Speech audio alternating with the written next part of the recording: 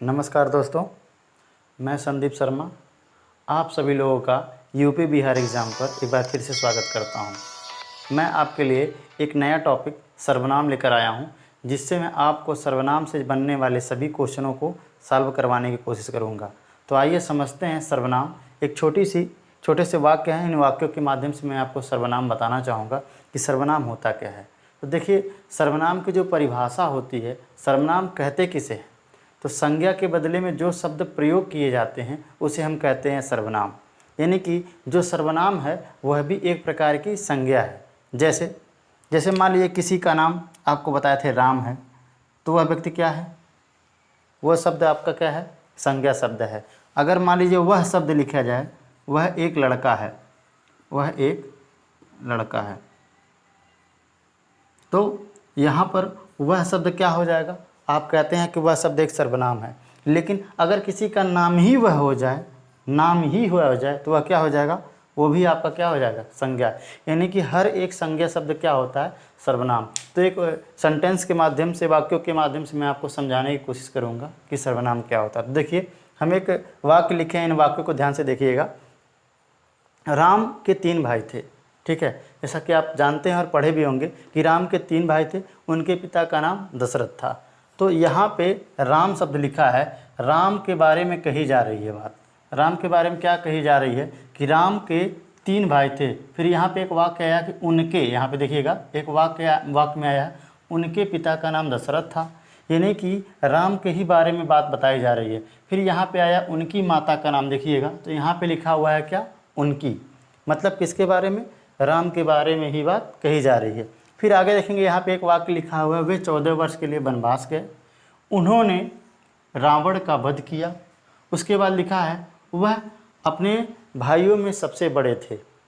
फिर आगे वाक्य में लिखा है उनके पुत्र का नाम लव और कुश था। फिर वहाँ पे लिखा है अगला वाक्य कि उनका चरित्र उत्तम था, वे पुरुषों में उत्तम थे, इसलिए उनके ऊपर तुलसीदास जी ने क्या लिखा? रामचरितमानस लिखा।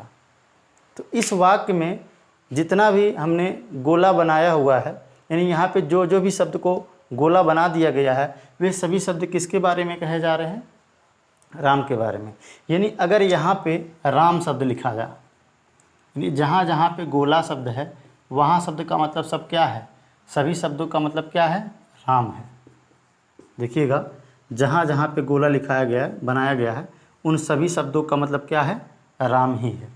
अगर इस वाक्य में इस तरह से पढ़ा जाए क्या कि राम के 3 भाई थे, राम के पिता का नाम दशरथ था, राम की माता का नाम कौशल्या था, राम 14 वर्ष के लिए वनवास गए थे, राम ने रावण का वध किया था, राम भाइयों में सबसे बड़े थे। तो अगर किसी कहानी में या किसी भी वाक्य में, किसी गद्य में अगर एक ही नाम का प्रयोग कई बार कर दिया जाएगा, तो वो वाक्य में जो शब्द है उसका जो अन्वय के गुण होते हैं वो क्या हो जाएंगे? थोड़े कम पड़ेंगे। यानी वो शब्द वहाँ पे भद्दा हो जाएगा, अशोभनीय हो जाएगा। तो इस त्रुटि को दूर करने के लिए, ये जो कमियां हैं, इस सेंटेंस को सही करने के लिए और उस शब्द का महत्व को दर्शाने के लिए सर्वनाम शब्द का प्रयोग कर दिया गया। समझ रहे हैं? जैसे राम शब्द का प्रयोग अगर बार बार कर दिया जाएगा तो वो कहानी या वाक्य पढ़ने में थोड़ा अटपटा हो जाएगा। इसलिए क्या कर दिया गया कि कुछ सर्वनाम शब्दों का प्रयोग कहानी में, गद्य में, रचना में कर दिया जाता है। ठीक है, तो इस बात से आपको उम्मीद है हमको समझ में आ गया होगा कि संज्ञा के बदले में, आप परिभाषा में पढ़े हैं कि जो शब्द संज्ञा के बदले में प्रयोग किया था। अब देखिए, राम शब्द क्या है? राम शब्द आपका यहाँ पे क्या है? राम शब्द आपका संज्ञा है। कहानी में क्या पढ़े हैं? आपको संज्ञा के 2 पार्ट में हमने आपको बताया है बहुत अच्छी तरीके से कि संज्ञा क्या होता है। तो आप देखिएगा, हमने बताया कि जो राम शब्द है, राम शब्द क्या है? संज्ञा में। और सर्वनाम के बारे में क्या पढ़ते हैं हम लोग? तो सर्वनाम के बारे में हम यही पढ़ते हैं कि जो शब्द संज्ञा के बदले में प्रयोग किया जाए उसको हम लोग क्या कहते हैं? सर्वनाम।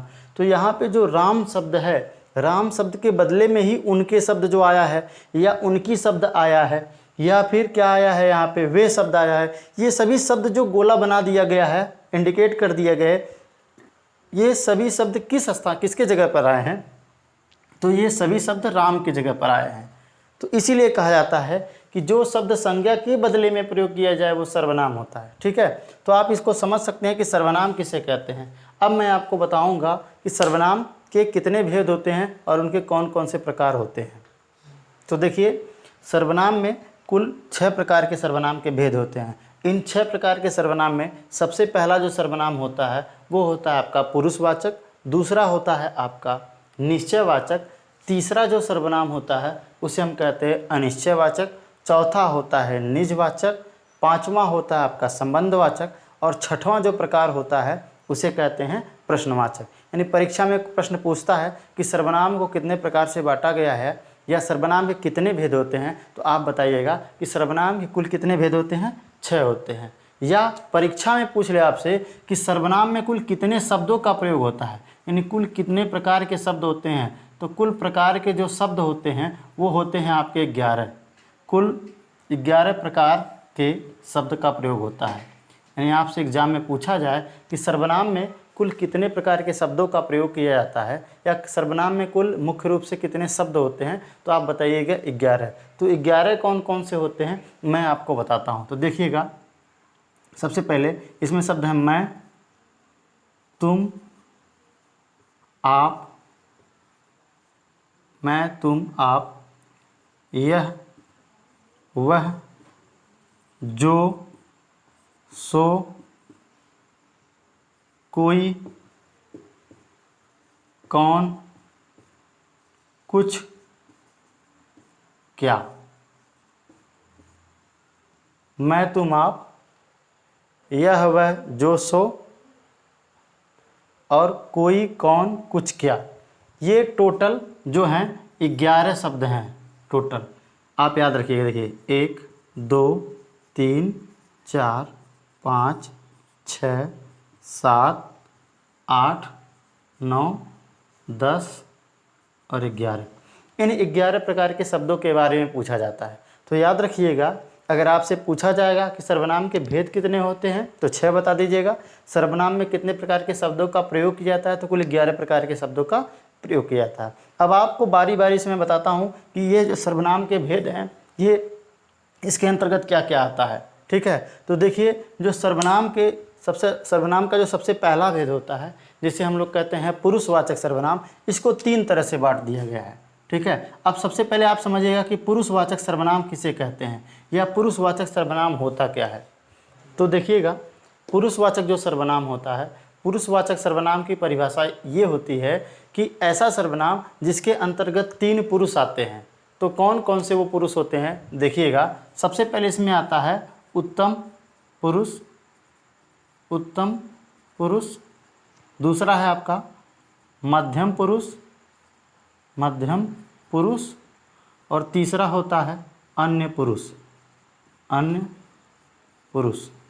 यानी कि ऐसा सर्वनाम जिसके अंतर्गत उत्तम, मध्यम या अन्य पुरुष सर्वनाम, उत्तम पुरुष, मध्यम पुरुष, अन्य पुरुष जैसे पुरुष का यानी व्यक्तियों का बोध किया जाए शब्दों के माध्यम से, वो पुरुषवाचक सर्वनाम होता है। तो उत्तम पुरुष किसे कहते हैं, तो उत्तम पुरुष वो होता है जो कहने वाला हो, जो कहने वाला, जो कहने वाला हो। मध्यम पुरुष वह होता है जो सुनने वाला हो, जो सुनने वाला हो। अन्य पुरुष क्या होता है, जिसके बारे में बात कही जा रही हो, यानी जिसके बारे में बात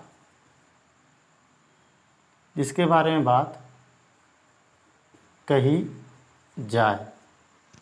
ठीक है, तो आपसे पूछा जा सकता है कि पुरुषवाचक सर्वनाम को कितने तरह से बांटा गया है या इसके अंतर्गत क्या क्या आते हैं। तो आप बताइएगा, पुरुषवाचक सर्वनाम में उत्तम पुरुष, मध्यम पुरुष और अन्य पुरुष आते हैं। तो उत्तम पुरुष क्या होता है, उत्तम पुरुष ऐसे व्यक्ति को कहते हैं या ऐसे शब्द, उत्तम पुरुष के अंतर्गत ऐसे शब्द आते हैं जो वक्ता का काम करता है, यानी कि जो कहने का काम करता है।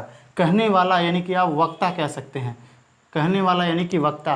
अब वक्ता जो होता है जिन शब्दों का प्रयोग स्वयं के लिए करता है, यानी जो कहने वाला है, जो वक्ता है, जिन शब्दों का प्रयोग बोलने के लिए, कहने के लिए करता है स्वयं ही, ऐसे शब्दों को क्या कहेंगे? उत्तम पुरुष सर्वनाम। तो बताइए इसके अंतर्गत कौन कौन से शब्द आएंगे? तो वक्ता जो होता है कौन कौन से शब्दों का प्रयोग करता है? ज़्यादातर दो ही शब्द का प्रयोग होता है, एक होता है मैं और दूसरा होता है हम। मैं और दूसरा होता है हम। तो मैं और हम यही दो शब्द ऐसे हैं जो किसके अंतर्गत आते हैं? उत्तम पुरुष के अंतर्गत। बाकी इनसे ढेर सारे शब्द बनाए जा सकते हैं। जैसे मैं है तो मैं शब्द से क्या बन सकता है? अब मैं शब्द है तो मैं से क्या बन जाएगा? मेरा, मुझे, मुझको, मुझको, मुझसे, मेरी, ढेर सारे, यानी मैं से मेरा, मुझे, मुझको, मेरी, जितने भी प्रकार के शब्द बने वो सभी के सभी किसके अंतर्गत आ जाएंगे? सब आपके उत्तम पुरुष के अंतर्गत ही आ जाएंगे। ठीक है। अगला है आपका मध्यम पुरुष, यानी ये सभी के सभी शब्द मैं से ही बने हुए हैं। ये सभी के सभी शब्द किससे बने हैं? मैं से। हम शब्द है, देखिएगा हम, अब हमसे भी आप जितने भी प्रकार के शब्द बना लीजिए आप, या जितने भी प्रकार के शब्द बनते हैं इससे, जैसे हमें, हमसे, हमको, ये सभी के सभी शब्द, यानी जितने प्रकार के ये सभी शब्द हैं सभी के सभी क्या हो जाएंगे? सभी के सभी शब्द टोटल के टोटल आप क्या हो जाएंगे? सब उत्तम पुरुष के अंतर्गत आ जाएंगे। तो आप इन दोनों शब्दों को याद रखिएगा। बाकी इससे बनने वाले जितने भी शब्द होंगे सभी के सभी किस में आ जाएंगे? उत्तम पुरुष में आ जाएंगे। ठीक है। अगला देखिए आपका होता है मध्यम पुरुष।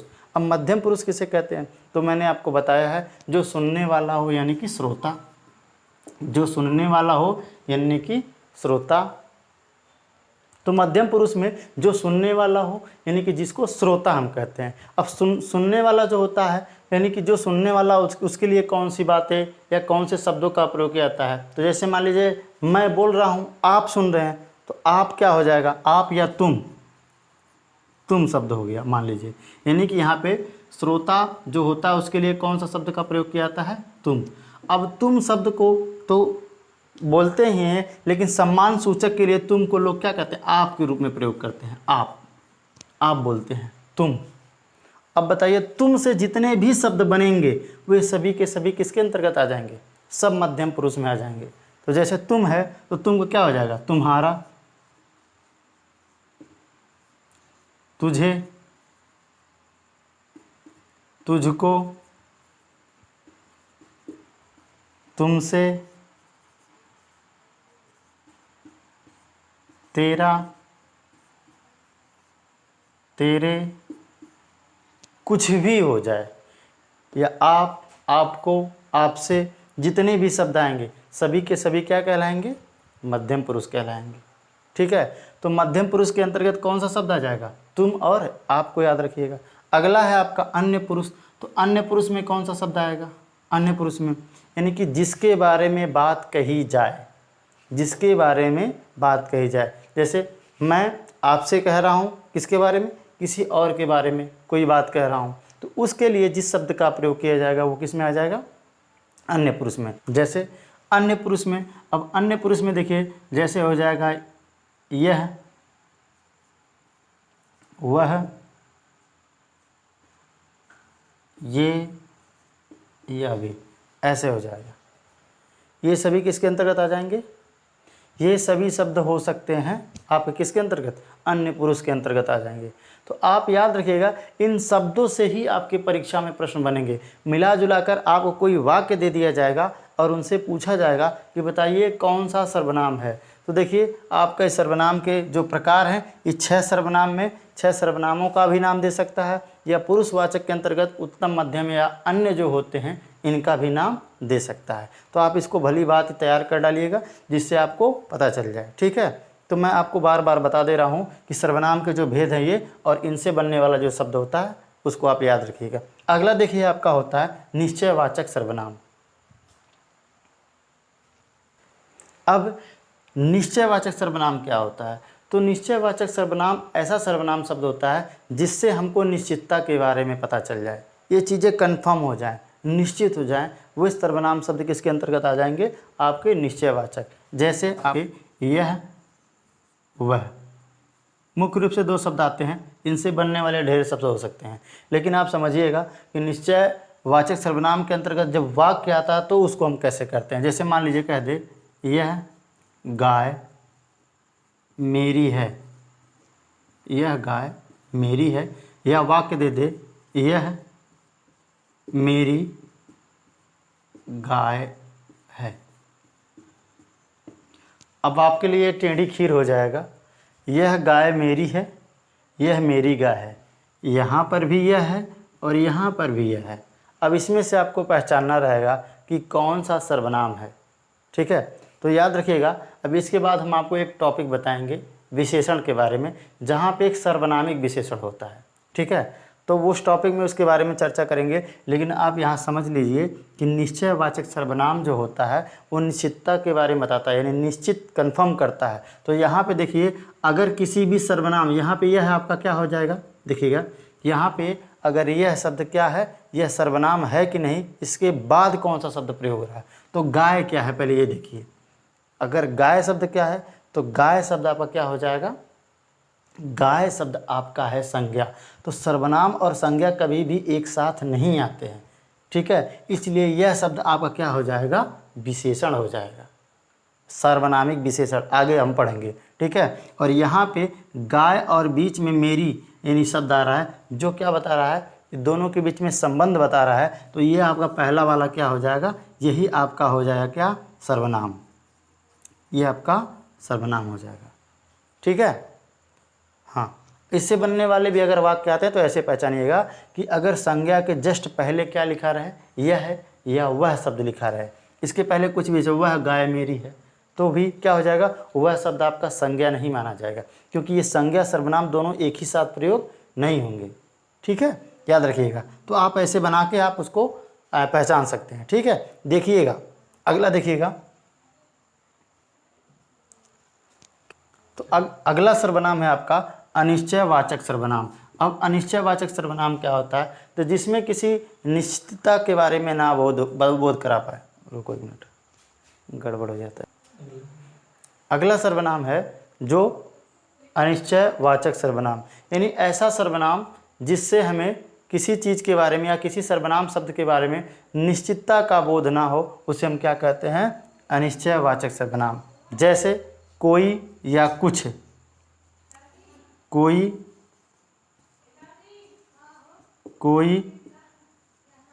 या कुछ, कोई या कुछ, ये दो शब्द क्या हो जाएंगे आपको अनिश्चितता। जैसे भिखारी को कुछ दे दो, भिखारी को कुछ दे दो। अब कुछ देने की बात हो रही है, वो चीज़ें कन्फर्म नहीं है, तो कौन सा सर्वनाम हो जाएगा आपका, अनिश्चयवाचक सर्वनाम हो जाएगा। भिखारी को कुछ दे दो, क्या हो जाएगा आपका, वो कौन सा, आपका अनिश्चयवाचक। कोई, दरवाजे पर कोई आया है, कोई शब्द हो गया, इससे वाक्य भी बन सकते हैं, बट आप शब्द को ही पहचानिए।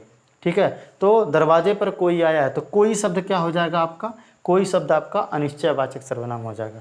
कुछ शब्द दिया है तो कुछ क्या हो जाएगा, कुछ भी आपका हो जाएगा अनिश्चयवाचक सर्वनाम के अंतर्गत। निजवाचक सर्वनाम में क्या होता है कि निज मतलब क्या होता है, देखिएगा, निज मतलब होता है अपना, अपना, यानी कि जब अपना का मतलब समझिए आप, ऐसा समझिएगा, जब निजवाचक सर्वनाम में आप शब्द जो होता है ये आदर के लिए, यानी कि आदर सूचक शब्द के लिए प्रयोग ना किया जाए, आदर सूचक शब्द के लिए प्रयोग न किया जाए, न किया जाए।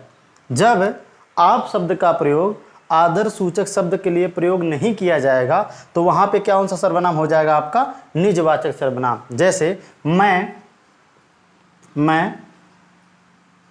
अपना कार्य स्वयं कर लूँगा, स्वयं कर लूँगा, मैं अपना कार्य स्वयं कर लूँगा। देखिएगा यहाँ पे क्या हो गया, कहा जा रहा है यहाँ पे जो अपना शब्द है, अपना शब्द यानी मैं अपना कार्य, जब करता स्वयं के लिए जिन सर्वनाम शब्द का प्रयोग, यहाँ पे स्वयं शब्द हो जाएगा। ठीक है, कभी कभी वाक्य में दे सकता है कि सीता, देखिए अगला वाक्य है, सीता खाना स्वतः पका लेगी, सीता खाना स्वतः पका लेगी।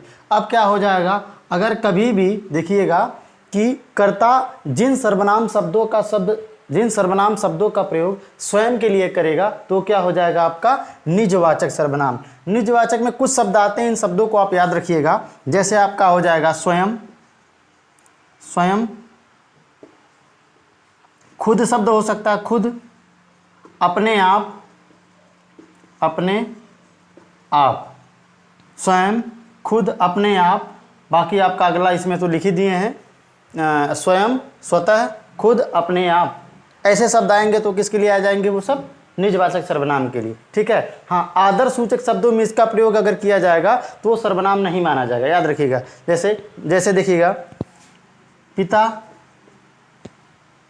पिताजी आप बाजार मत जाइए, जाइए, पिताजी आप बाजार मत जाइए। अब यहाँ पे जो आप शब्द हो जाएगा ये सर्वनाम शब्द नहीं होगा, ये इनके लिए सम्मान सूचक के लिए आ जाएगा। ठीक है। तो आप शब्द जब आदर सूचक या सम्मान सूचक के लिए आ जाएगा तो वहाँ पे आप उसको निजवाचक के रूप में प्रयोग मत करिएगा। ठीक है। बाकी इन शब्दों को याद रखिएगा, स्वयं, खुद, अपने आप, स्वतः, स्वयं, खुद, अपने आप, स्वतः, ये सभी के सभी शब्द क्या हो जाएंगे आपके निजवाचक सर्वनाम के अंतर्गत आ जाएंगे। ठीक है।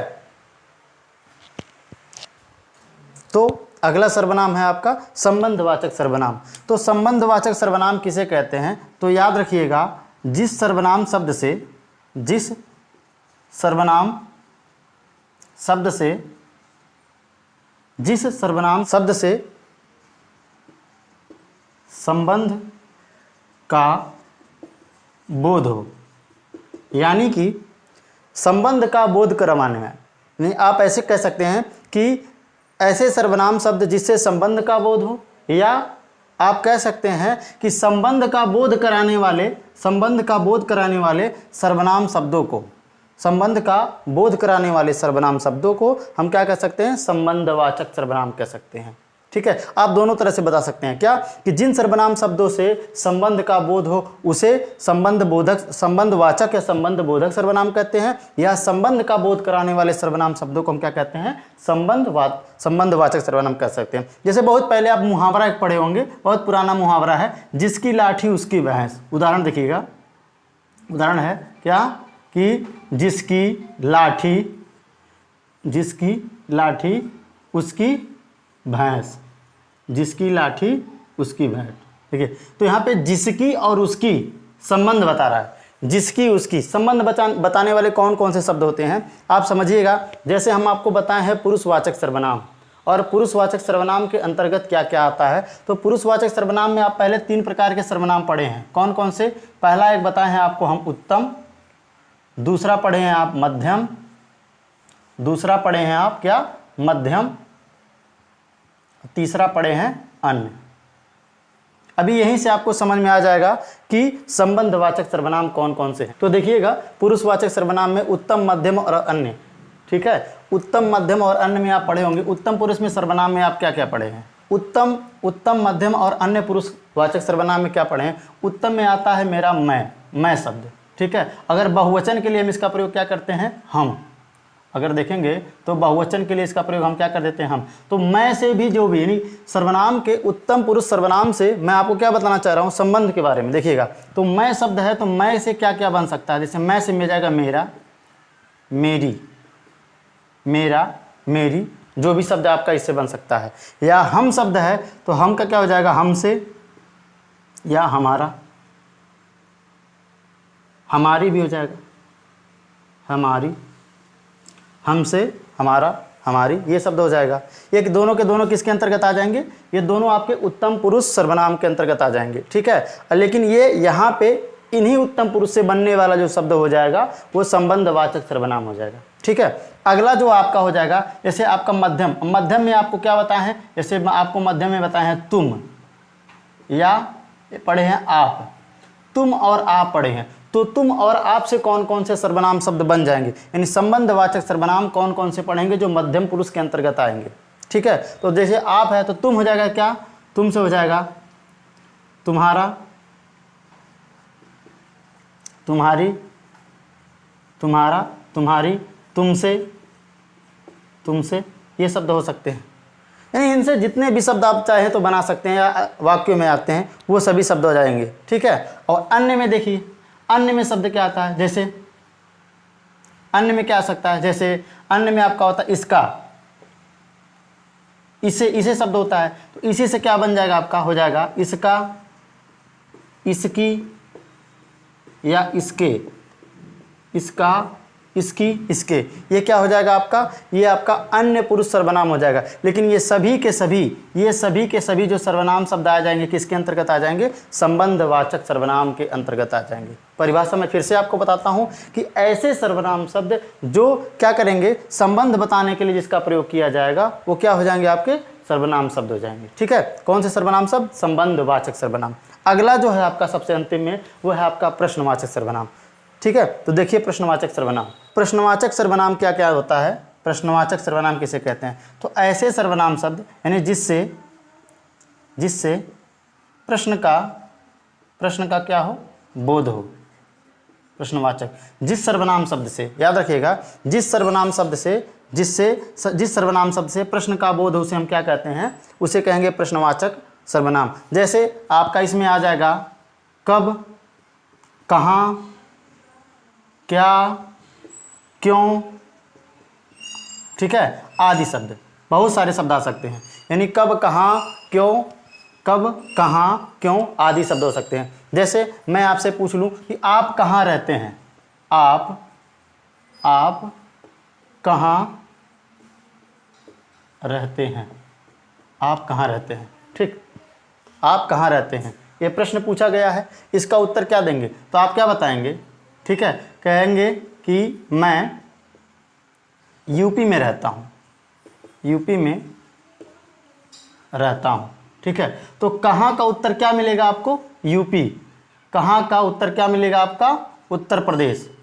कहाँ का उत्तर क्या मिलेगा आपको, उत्तर प्रदेश। तो कहाँ शब्द क्या हो जाएगा, मैं आपको सर्वनाम के सबसे शुरुआत में ही आपको एक छोटी सी कहानी के माध्यम से, ठीक है, बताया था क्या, कि जो शब्द संज्ञा के बदले में प्रयोग होते हैं वही शब्द क्या होते हैं, सर्वनाम। तो ये कहाँ शब्द के लिए क्या प्रयोग हो रहा है, कहाँ का उत्तर क्या मिल रहा है, उत्तर प्रदेश, ठीक है। यानी कहाँ क्या हो जाएगा, तो उत्तर प्रदेश है क्या, उत्तर प्रदेश आपका एक प्रकार का संज्ञा है, ठीक है। और हमने आपको क्या बताया है कि जो शब्द संज्ञा के बदले में प्रयोग होते हैं वही सर्वनाम होते हैं। तो इसके बदले में यहाँ पे क्या प्रयोग हुआ, कहाँ पे, नहीं, इसका उत्तर यहाँ पे मिल जाएगा, तो ये प्रकार का ये सर्वनाम हो जाएगा। कौन सा आपका, प्रश्नवाचक, ठीक है। तो ये सर्वनाम जो भी है आपके 6 प्रकार के सर्वनाम बता दिए गए हैं। इन सर्वनाम शब्दों का आपको क्या आगे चल के प्रैक्टिस करवा दिया जाएगा, कुछ क्वेश्चन दे दिया जाएगा, ठीक है। Thank you.